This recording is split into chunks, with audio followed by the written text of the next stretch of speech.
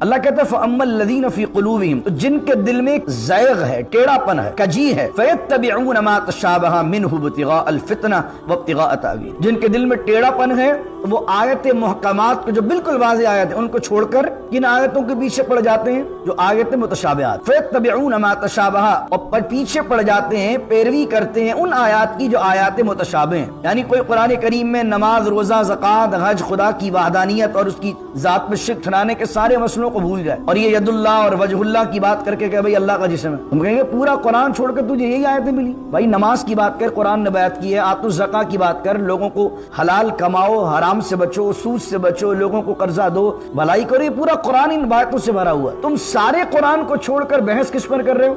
इस बात पर कि अल्लाह का हाथ हमारे जैसा है कि नहीं, उम्मत में फितना फैला रहे हो। और इससे उनकी नीयत क्या होती है? अल्लाह कहता है इब्तिगाअल फितना, वो चाहते हैं फितने को, फितना तलाश करना चाहते हैं, फितना पैदा करना चाहते हैं।